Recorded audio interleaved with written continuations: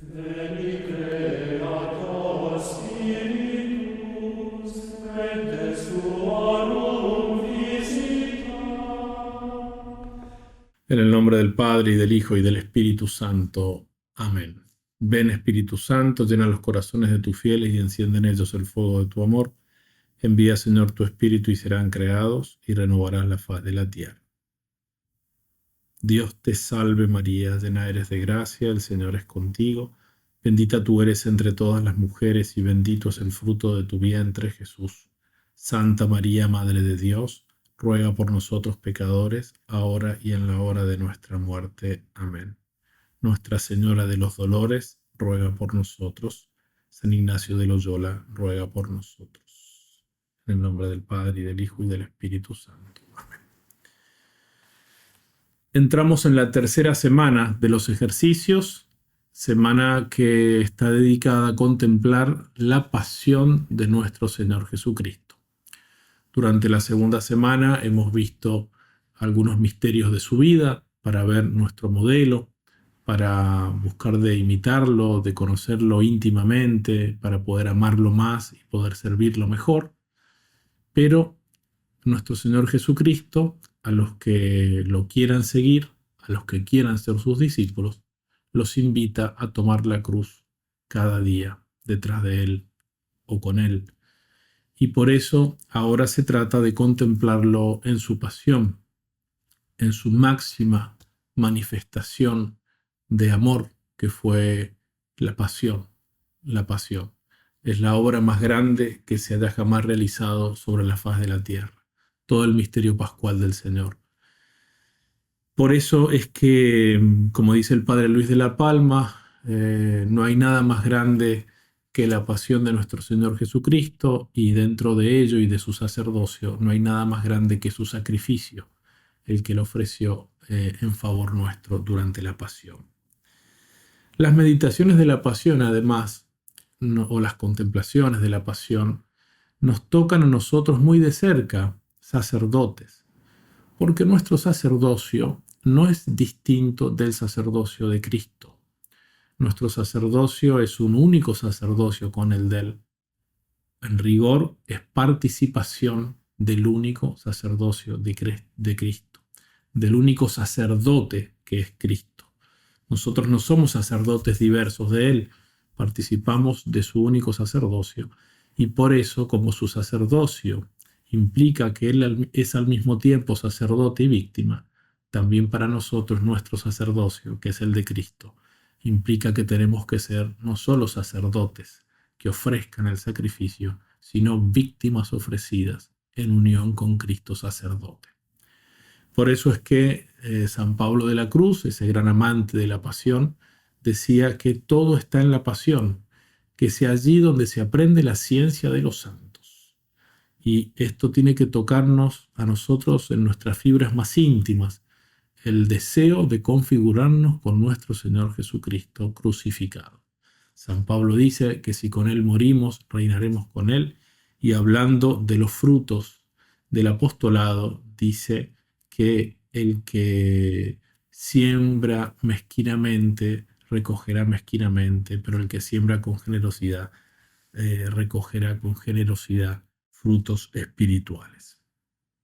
Entonces, el objetivo de esta semana, de esta parte de los ejercicios, es seguir conociendo a nuestro Señor Jesucristo íntimamente, conociendo, penetrando su corazón, pero con el deseo, y es lo que se pide en esta semana, de conformarnos con el crucificado. Como decía San Pablo, estoy crucificado con Cristo, y ya no vivo yo, sino que es Cristo el que vive en mí. Es la suprema ciencia, Jesucristo crucificado. Es el libro donde tenemos que leer nuestra vida, es el espejo en el que nos tenemos que mirar.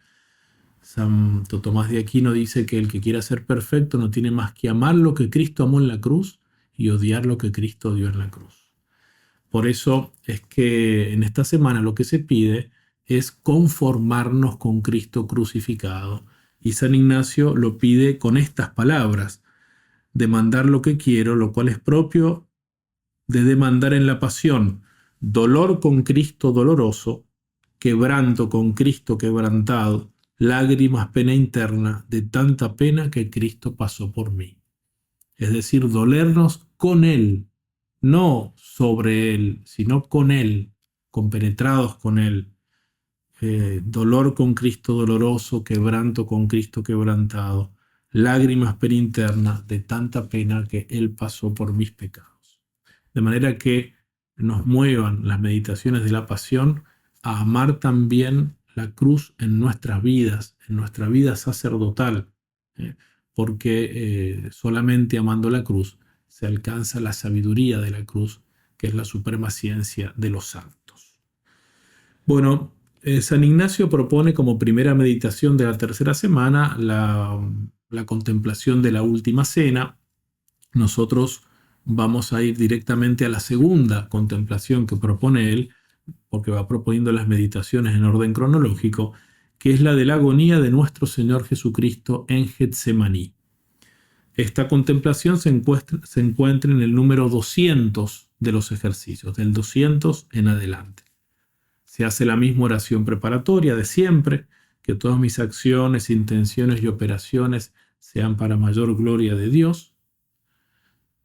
La historia ya la conocemos, es la agonía de nuestro Señor en Getsemaní, está relatada en los 4 evangelios, aunque con distintos contenidos, sobre todo es bastante distinto como relata Juan la escena de Jesús en el huerto de Getsemaní respecto a los 3 sinópticos. Entonces Mateo 26 del 36 al 56, Marcos 14 del 32 al 52, Lucas 22 del 40 al 53 y Juan 18 del 2 al 11. San Juan narra otras cosas y Lucas también se separa un poco, narra otros detalles, no es que se separa, sino que cuenta cosas un poco distintas de las que cuentan Mateo y Marcos, que son mucho más paralelos entre ellos. La composición del lugar es el huerto de Getsemaní. La ciudad de Jerusalén está separada del Monte de los Olivos por el torrente Cedrón. El torrente Cedrón corre en dirección norte-sur, por decir así, al este de la ciudad de Jerusalén, y del monte del templo se baja hacia el Cedrón y después sube el Monte de los Olivos, y allí en las primeras estribaciones del monte está este huerto de los olivos, este jardín de Getsemaní. Getsemaní en arameo quiere decir prensa de aceite, es una parte bastante plana, aunque el terreno ya está un poco inclinado. Todavía hoy se conservan muchos olivos de muchos años, incluso alguno que dicen que estaba allí ya en tiempos de la pasión de nuestro Señor Jesucristo. Y ciertamente que los que hay son retoños de aquellos. Hay también una gran cueva, una gruta, donde la tradición ha fijado el lugar donde Jesús se despidió de sus apóstoles para ir adentro del huerto con Pedro, Santiago y Juan, y donde después fue arrestado porque él sale del huerto al encuentro de los que vienen a tomarlo prisionero, y se llama la Gruta del Prendimiento, de hecho, donde la tradición dice que el Señor se reunía frecuentemente con sus apóstoles, y eso lo dicen los evangelistas, que a Getsemaní Jesús iba frecuentemente con sus apóstoles. Por eso es que Judas conocía el lugar, sabía dónde podía llevar a los soldados para tomar prisionero a Jesús. Es una noche muy clara, es una noche de luna llena, porque así era para la Pascua judía. Es la noche en que se comía el Cordero Pascual. Jesús y sus discípulos, entre ellos hay un ambiente del todo especial. Acaba de terminar la última cena, donde Jesús ha dado todos esos largos discursos de despedida que se encuentran en el Evangelio de San Juan y que ocupan varios capítulos, del 13 al 17. Ha cumplido misterios tan grandes, ha dado el mandamiento del amor mutuo, signo distintivo del amor de sus discípulos, ha hecho su oración sacerdotal, pidiendo por los suyos, los que el Señor le ha dado, ha instituido la maravilla de las maravillas, que es el sacramento de la Eucaristía, que contiene real, verdadera y sustancialmente su cuerpo, su alma, su sangre, su divinidad. Ha instituido allí mismo el sacerdocio con la orden: haced esto en memoria mía, dándole a los apóstoles el poder de transustanciar. Por eso es que nosotros hemos nacido allí, hemos nacido nosotros en el cenáculo, porque nuestro sacerdocio proviene de los apóstoles. Si nosotros nos remontásemos en nuestra genealogía sacerdotal, es decir, del obispo que nos consagró sacerdotes al obispo que lo consagró a él obispo, y así, y así, y así, llegaríamos a uno de los 12 apóstoles que recibieron el sacerdocio justamente en el cenáculo. Ha hablado también allí del papel de los apóstoles en la iglesia, el papel que está marcado por un rol de gobierno, pero que se caracteriza como un servicio, como una diaconía, no como los jefes de las naciones que las dominan, sino que el que quiera ser el primero tiene que hacerse servidor.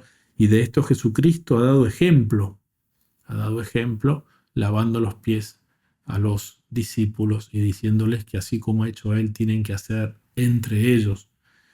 Jesucristo además ha predicho las tribulaciones que pasarán sus seguidores. En el mundo tendréis tribulaciones, pero no temáis, yo he vencido al mundo. De modo especial, sus sacerdotes. Simón, mira que Satanás ha pedido poder cribaros en plural, no solo a Pedro, sino a todos, cribaros como se hace con el trigo, pero yo he rogado por ti para que tu fe no desfallezca, y tú, una vez confirmado, convertido, confirma a tus hermanos. Ha anunciado también su muerte, ha dicho que será contada entre malhechores, etcétera, etcétera. Todo este ambiente tan especial es lo que precede la ida de Jesús a Getsemaní. Salen del cenáculo y bajan hacia el torrente Cedrón. Todavía se conserva esa escalera cerquita de la iglesia que hoy se llama San Pietro in Gallicantu, donde se considera que estaba la casa del sumo sacerdote, donde Cristo estuvo preso esa noche. Nuestro Señor Jesucristo habla durante el camino de la alegoría de la vid y los sarmientos. Permaneced en mí, si permaneceréis en mí daréis fruto, separados de mí no podéis hacer nada. Si permanecéis en mí, pedid lo que queráis. Todo esto se aplica tan profundamente a nuestro sacerdocio. Permanecer en él. Bueno, y cruzan el torrente, y en las primeras estribaciones del Monte de los Olivos, al inicio del jardín de Getsemaní, Jesús deja a 8 de sus apóstoles y se lleva consigo a Pedro y Santiago y Juan. Se separa violentamente de ellos para ir a rezar. Se arrancó, dice uno de los evangelistas, de ellos para ir a rezar, para ir a enfrentar su pasión, y manifiesta lo que está pasando en su alma nuestro Señor. Dice: mi alma está triste hasta la muerte. Manifiesta el estado de ánimo de gran congoja. Los evangelistas dicen que empezó a entristecerse, a sentir miedo, angustia, tedio, pavor. Se aleja para rezar y al menos por 3 veces y de modo prolongado hizo su oración: Padre, si es posible, aparta de mí este cáliz, pero que se haga tu voluntad y no la mía. O como dice San Lucas, no como yo quiero, sino como tú quieres, con una voluntad firme y decidida. Terminadas cada una de estas oraciones, cuando vuelve encuentra a sus apóstoles dormidos. A sus apóstoles, los suyos, los que acaba de ordenar sacerdotes, los que son sus íntimos, a los que acaba de decir que son sus amigos, que los ha llamado amigos, que quiere que donde esté él estén también ellos, los encuentra dormidos. Sus ojos estaban pesados, dicen los evangelistas, estaban muy tristes. Y les dice: ¿no habéis sido capaces de velar conmigo ni siquiera una hora? Este reproche amoroso de Jesús, ¿cuántas veces nos lo podemos aplicar nosotros cuando no somos capaces de dedicarle a Él un mayor tiempo de oración, ni siquiera una hora, tal vez, cada día? ¿No habéis sido capaces de velar conmigo? A Pedro, en particular, le dice: Simón, ¿duermes? Simón, el príncipe de los pastores, el que constituirá jefe de la iglesia. A él es en el que se remarca, por decir así, según el Evangelio de San Marcos, que fue un intérprete y discípulo de Pedro, remarca especialmente que se duerme, que no está con Cristo, que no lo acompaña. Y luego les dice: velad y orad, porque el espíritu está dispuesto, pero la carne es débil. Un monito también para nosotros. Aquí en Getsemaní, el Señor sufrió ese fenómeno de la hematidrosis, o sudor de sangre, lo relata San Lucas, que es un fenómeno estudiado médicamente. Debido a la gran tensión interna, los vasos capilares superficiales pueden romperse y provocar una especie de sudor, porque se sangra por los mismos poros de la piel por los cuales en otras circunstancias sale el sudor. En el caso de Jesús, este sudor de sangre es intensísimo, porque San Lucas dice que las gotas, esta sangre que sale del cuerpo adorable del Salvador, corría hasta el suelo. También el evangelista San Lucas relata el detalle de que un ángel se le acercó para consolarlo. Es interesante ver los matices de los evangelistas. Lucas es médico y es el que relata este detalle de la hematidrosis. Luego el Señor se levanta y dice a los suyos: levantaos, vamos, he aquí que se acerca el que me traiciona.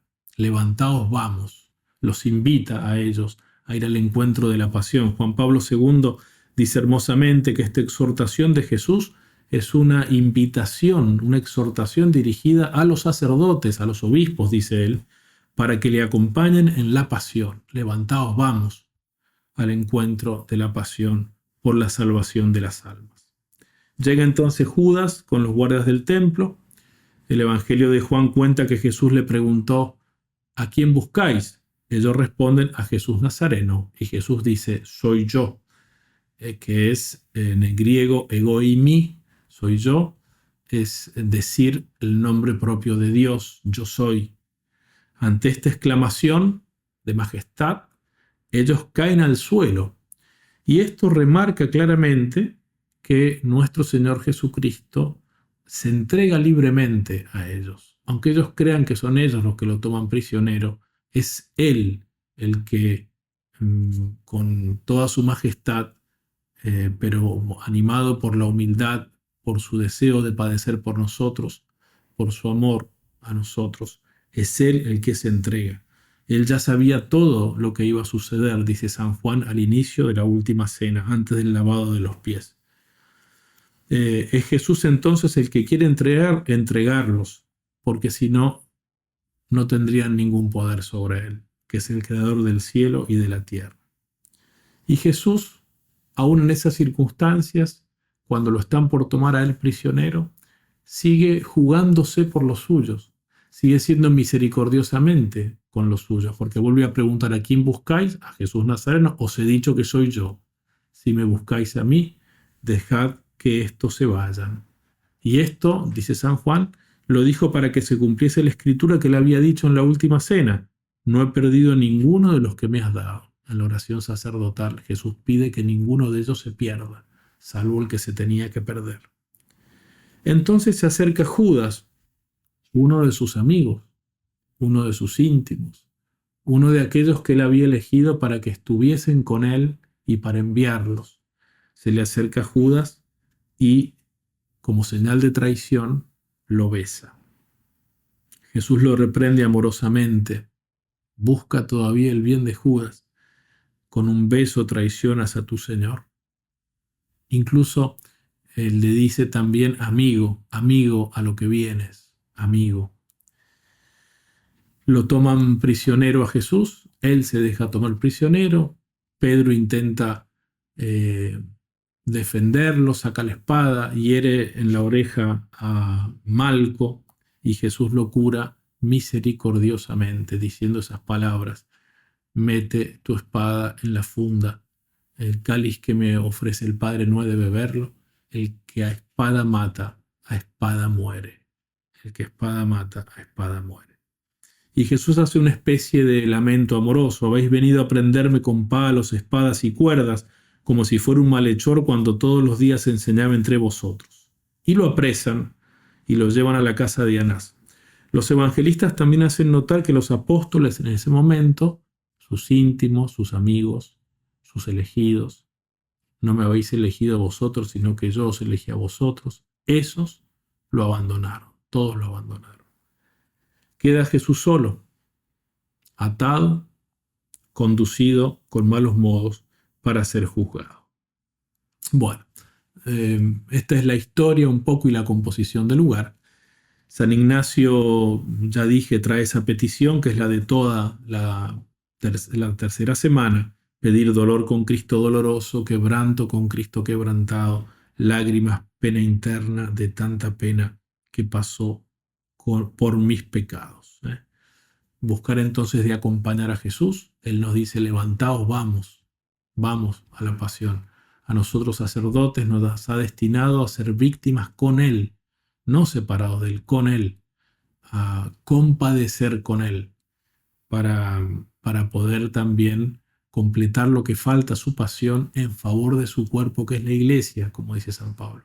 Ese es nuestro ser sacerdotal, es lo que tenemos que ser y hacer. Aquí en Getsemaní, entonces, tenemos que buscar de penetrar en el corazón del Salvador, buscar de comprender sus dolores internos. Y por eso los puntos que dice San Ignacio que hay que hacer aquí, además de ver, oír, escuchar, etc., son los mismos que ha dicho para la última cena, y que son estos puntos en cada cosa que estamos considerando, ver estas tres cosas, dice San Ignacio. Están en el número 195, 196 y 197. Valen para todas las contemplaciones de la pasión de Cristo. Tres puntos muy importantes. El primero, considerar que Cristo nuestro Señor padece y quiere padecer en la humanidad. Considerar qué es lo que padece en cada misterio. Por ejemplo, aquí padece traición de Judas, abandono de sus apóstoles, grandes humillaciones, como el que ellos vean su oración con el sudor de sangre, la humillación de ser atado, de ser apresado. Es decir, ver en cada uno de estos misterios lo que Cristo quiere padecer. Porque Él quiere padecer, que quede claro que es voluntariamente, es por mi amor, y el amor no es obligado, el amor es voluntario. Y comenzar con mucha fuerza, esforzarme por dolerme, entristecerme y llorar.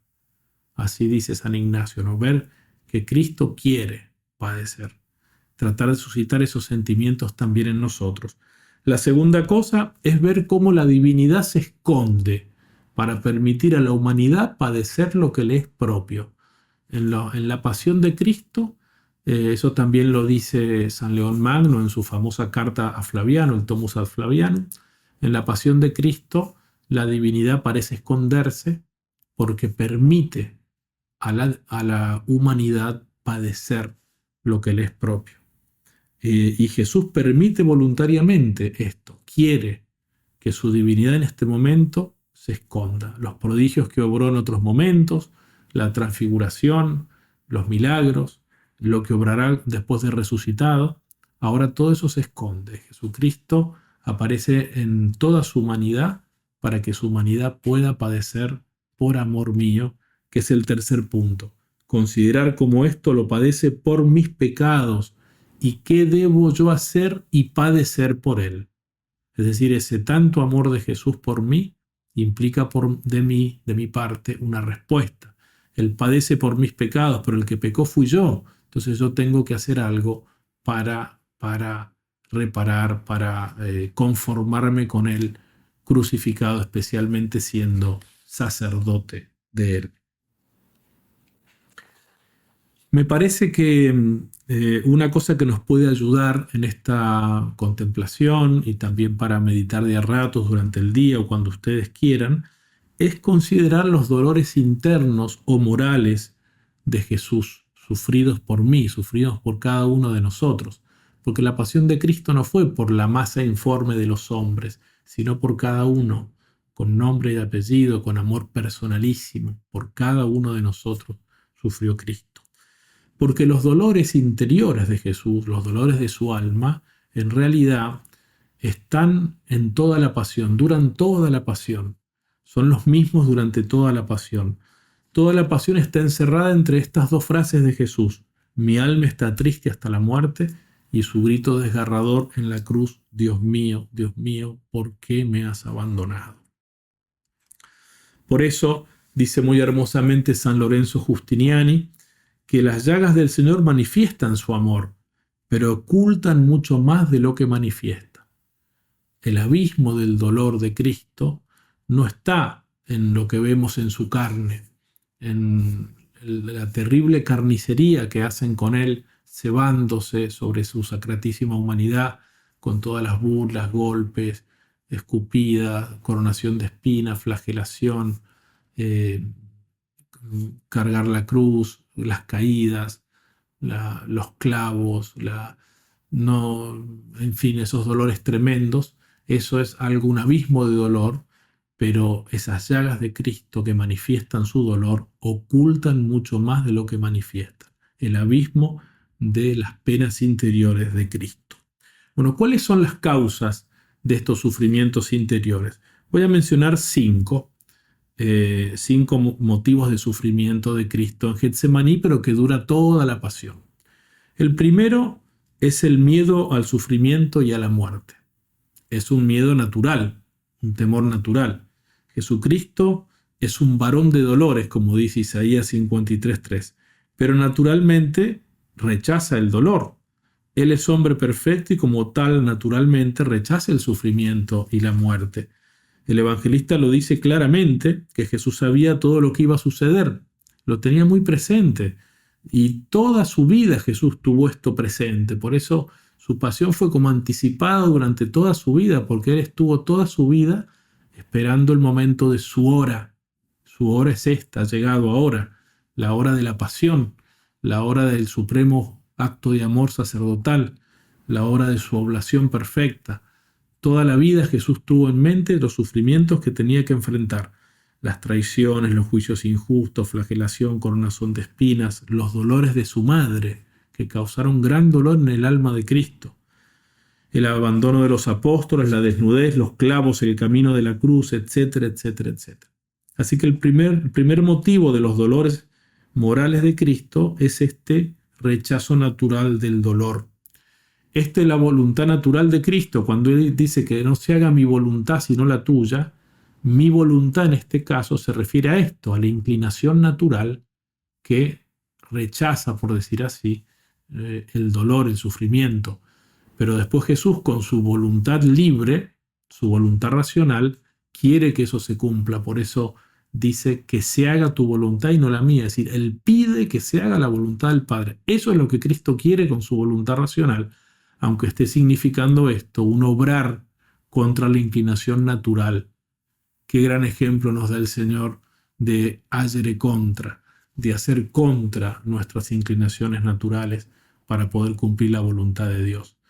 Por eso no es que hay dos voluntades en conflicto en esta oración de Cristo en Getsemaní, sino que está lo que los filósofos llaman la voluntas sub natura, la inclinación natural, que rechaza el sufrimiento, y la voluntas sub libera, es decir, la voluntad racional libre, que quiere padecer por nosotros y lo quiere con gran determinación. No mi voluntad, sino la tuya. Entonces, primera causa del dolor de Cristo es ese rechazo natural del sufrimiento. La segunda causa es que Jesús sufre por nuestros pecados como si fuesen propios. Y esto es un gran misterio. Es el misterio más profundo de la redención. Sufre por los pecados de cada uno de nosotros, por los míos, por los de cada uno de ustedes, tomándolos como propios, como si los hubiese cometido Él, aunque Él era inocentísimo. Él ha visto ya todos los pecados, los ha tomado sobre sí, como profetizó Isaías en el cuarto cántico del siervo sufriente, Isaías 53, 4, 5. Y con todo eran nuestras dolencias las que Él llevaba, nuestros dolores los que soportaba.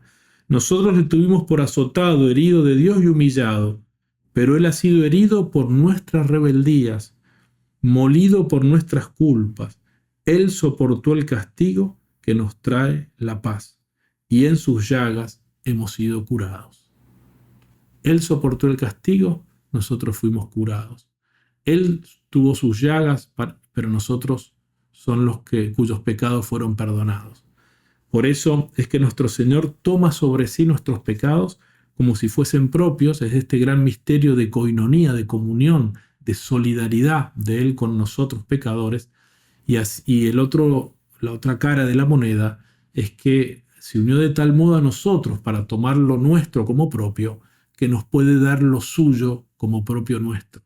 Y así puede darnos sus méritos. Puede tomar nuestras culpas, que de suyo la culpa es intransferible, y puede darnos sus méritos, que de suyo los méritos son intransferibles. Este es el corazón del misterio de la redención. El Señor conoce los pecados en toda su malicia. Él es Dios. Y sin embargo los tomó sobre sí en Getsemaní, los pecados de todos los hombres y de todos los tiempos, con todas sus especies y circunstancias. Vio lo mucho que Dios es ofendido por esos pecados, pues Él es Dios, y los cargó sobre Él como propios. Es el inmenso misterio de la redención.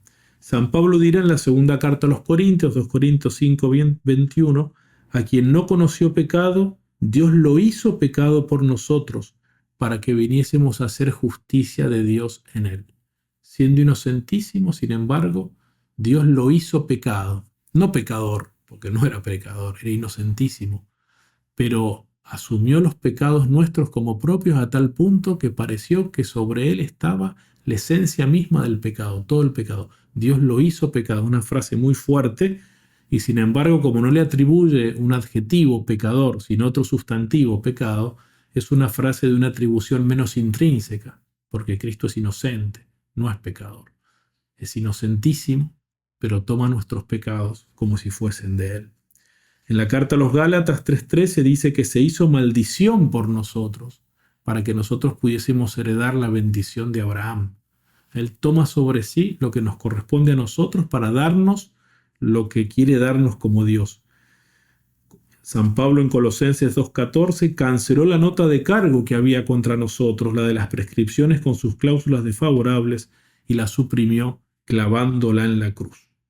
De modo que tomó los pecados como si fuesen suyos, y para poder también pagar y transferir sus méritos. Esta es la unión moral misteriosa, tremenda entre nosotros y Jesús. San Pablo dice, si uno murió por todos, entonces todos murieron. En la segunda carta a los Corintios 5:14. Y parece una frase incoherente. Uno dice, si uno murió, uno murió. Sin embargo, San Pablo dice, si uno murió, entonces todos murieron. Y es porque ese uno nos contenía a todos nosotros, como nuestra cabeza, como aquel que se unió misteriosamente a todo hombre ya desde el momento de la encarnación. Es esta misteriosa comunión, coinonía, solidaridad entre Él y nosotros. Así tomó Jesús cada uno de nuestros pecados, y aquí cada uno puede pensar en las propias faltas, en las propias miserias, los pecados de los religiosos, de los sacerdotes, de los papas, de los obispos, de las religiosas, los escándalos, las apostasías, los sacrilegios, las cobardías, las infidelidades, las faltas de caridad, las hipocresías, las traiciones, las faltas de pureza, las faltas de obediencia, también los pecados de todos los laicos, etc., incluso los de todos los condenados, porque Cristo murió por todos, como dice San Pablo. Los tomó como suyos y así quedó Él como hecho pecado. Tercer motivo del sufrimiento de Cristo, la esterilidad de la pasión para muchos. No está bien dicho esterilidad de la pasión, pero yo uso esta palabra porque es fuerte. La pasión no es estéril en sí misma, pero muchos se cerrarán a la pasión de Cristo. Muchos no aceptarán la salvación que Jesucristo ofrece a todos, y eso causa en el corazón de Cristo un inmenso dolor, porque Él nos ha amado a todos y a cada uno en particular. Isaías 49:4 dice del siervo sufriente, el siervo sufriente dice, por nada me he fatigado, en vano e inútilmente he gastado mi vigor. Es decir, una inutilidad, la inutilidad de todo, en todos aquellos que harán vana la cruz de Cristo, como dice San Pablo en la primera carta a los Corintios 1:17. Harán vana la cruz de Cristo en sus vidas, porque pudiendo acogerse al amor de Dios, al amor de Jesucristo, no lo hacen, voluntariamente no lo hacen, y eso causa en el corazón de Cristo, que está muriendo por ellos, ese amor no correspondido, un dolor para el amante, y para el amante infinito como es Él, es un dolor también infinito. En cada una de nuestras infidelidades se ve también esta falta de correspondencia al amor. Sin embargo, Jesús va a la pasión por todos, también por estos, incluso por los que se condenarán, como ya dije. Un padre de la Iglesia dice que el ángel que menciona San Lucas, que vino para consolarlo, Lucas 22, 43, quizás lo consolaba haciéndole ver como contrapartida los frutos de la pasión, la utilidad de la pasión para los buenos, para los santos, para los que se acogerán a la redención. Cuarto motivo de dolor de Cristo, y este es un motivo muy hermoso y muy consolador para nosotros desde ese punto de vista, es un motivo de sufrimiento de Cristo, pero de gran consuelo para nosotros, y es que Cristo sufrió nuestros sufrimientos. Y esto es un abismo también, porque nuestro Señor Jesucristo sufre todos los sufrimientos de los miembros de su cuerpo místico. Esta es una idea que desarrolla muy hermosamente San Lorenzo Justiniano. Dice él, no sufrió menos los sufrimientos de su cuerpo físico que los de su cuerpo místico, porque debía vencer en todas estas cosas por nosotros para darnos su victoria, pero también porque estos sufrimientos son suyos por el misterio de comunión y solidaridad con nosotros. Es decir, Jesucristo no nos dejó separados de Él, sino que asumió también nuestras dolencias, como dice Isaías, nuestros dolores, nuestros sufrimientos, nuestras dolencias.